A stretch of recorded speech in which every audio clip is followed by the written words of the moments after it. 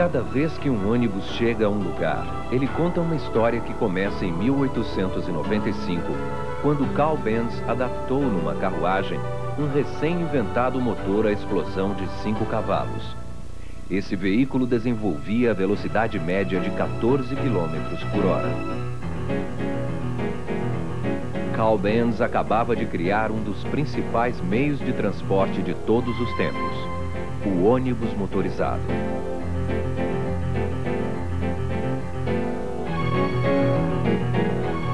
Paralelamente, também Gottlieb Daimler tornou-se um fabricante de ônibus. As experiências desses dois pioneiros dariam vida, 30 anos depois, à Daimler-Benz.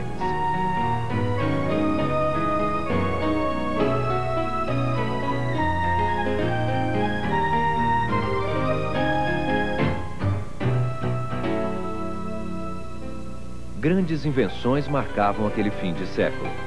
O gramofone em que Enrico Caruso deixou sua voz gravada, o primeiro planador, o primeiro dirigível, os primeiros sinais transatlânticos de rádio eram indícios de grandes mudanças.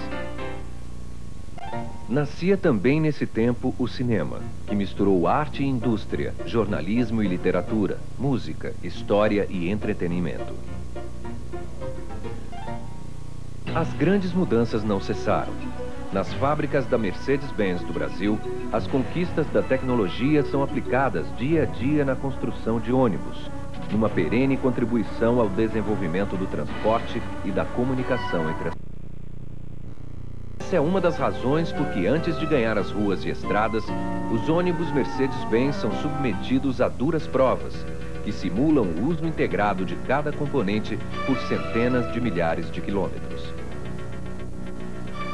Para chegar aqui, uma longa estrada foi percorrida. Uma estrada com mais de 100 anos de extensão.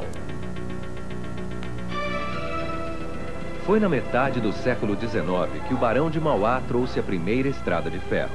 E até os primórdios do século XX, éramos um país sem rodovias, cuja ocupação limitava-se à faixa litorânea e onde o transporte de longa distância era feito por trem ou pela navegação de cabotagem. No interior, o carro de boi e as tropas de burros eram os únicos meios de transporte para as pessoas e as riquezas que ali se produziam.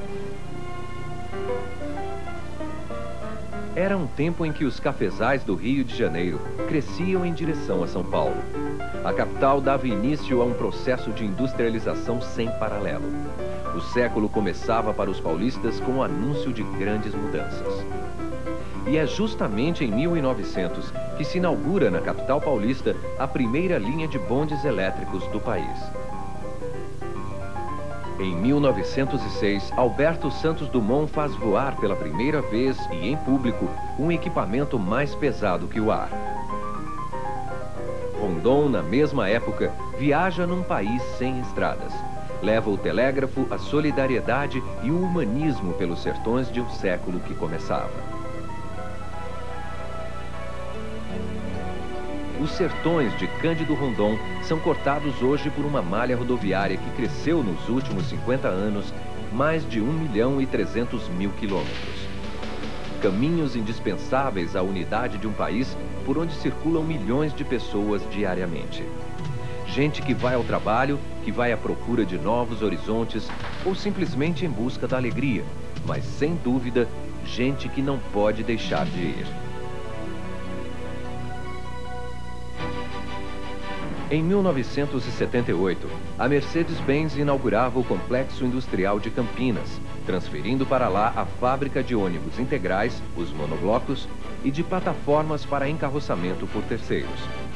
A construção de veículos para transporte coletivo exige um compromisso com a qualidade, que começa com mão de obra apta a operar máquinas de última geração, com investimentos em tecnologia, com o propósito de proporcionar conforto, segurança e rentabilidade para quem faz uso dos produtos Mercedes-Benz.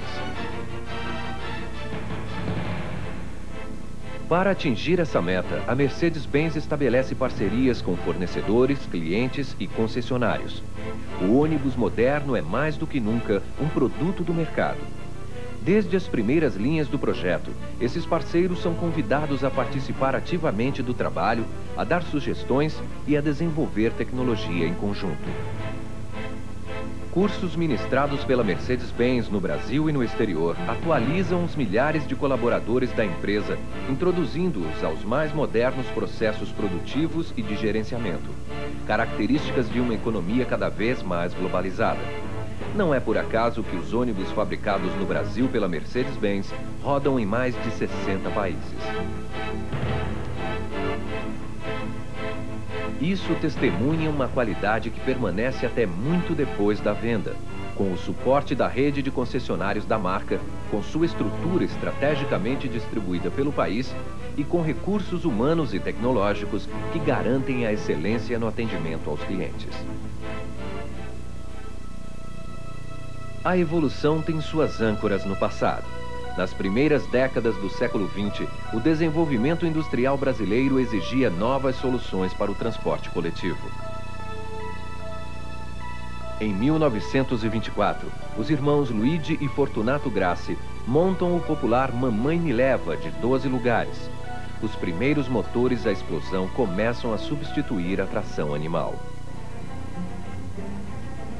Em 1922, um grupo de intelectuais e artistas deflagra a Semana de Arte Moderna, revelando a influência do futurismo italiano, do jazz e da velocidade que os novos veículos exibiam nas ruas e estradas de então.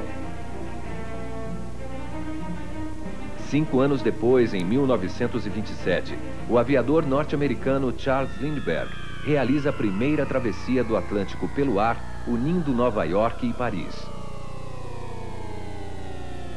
O mundo ficava menor.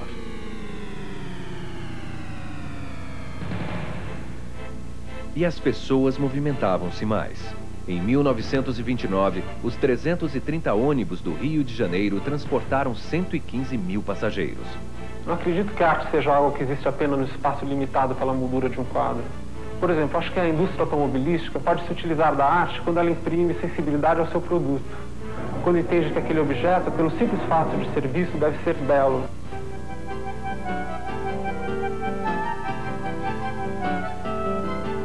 Beleza, aliás, não deve ser algo divorciado da eficiência e do conforto.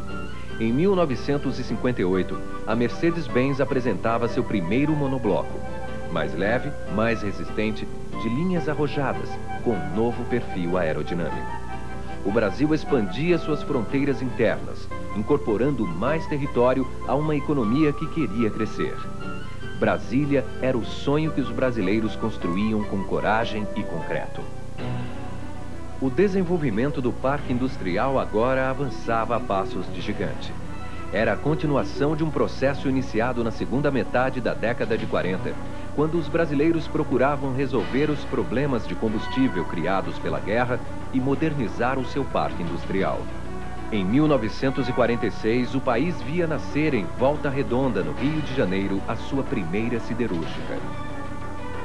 A iniciativa privada respondia aos investimentos públicos.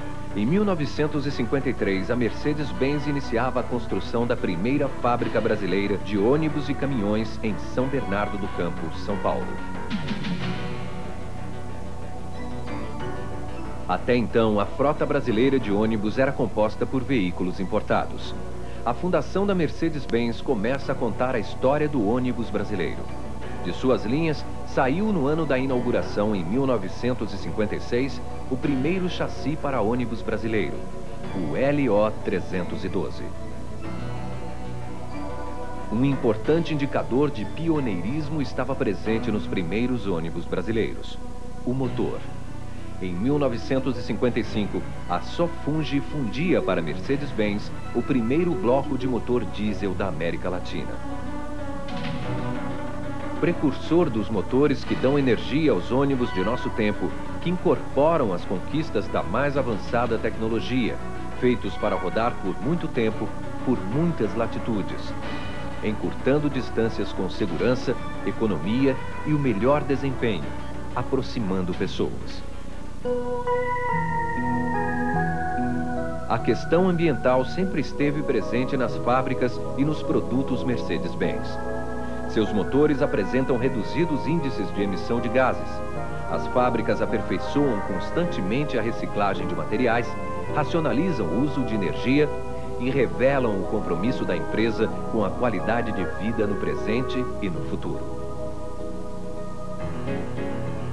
Ao longo de sua história, o ônibus revelou uma particularidade única: a flexibilidade. O ônibus não escolhe caminhos, lugar para parar. Não exige grandes investimentos em infraestrutura. Flexibilidade que faz do ônibus um veículo capaz de integrar-se com outros meios de transporte, como o barco, o avião, o trem e o metrô. Flexibilidade que fez do ônibus, ao longo do tempo, um veículo capaz de chegar a lugares que ainda não conheciam estradas. As cidades não vão parar de crescer. E nessas cidades cada vez mais complexas, o ônibus será uma indispensável, segura e econômica alternativa para o transporte de passageiros. Tudo indica que no futuro os desafios permanecerão. A demanda por transporte de pessoas será crescente. O avanço tecnológico romperá novos limites à imaginação. As rápidas mudanças na economia mundial vão exigir novos padrões no transporte de passageiros e talvez redesenhar as cidades. A Mercedes-Benz acredita que o ônibus deixou sua marca na história dos transportes do século XX porque alargou os horizontes de milhões de pessoas, superou desafios, aportou tecnologia aos processos industriais de seu tempo. É o veículo do dia a dia e o veículo de sempre. Por essas mesmas razões, o ônibus estará presente na história dos transportes do século XXI como o veículo da gente. A evolução não tem ponto final.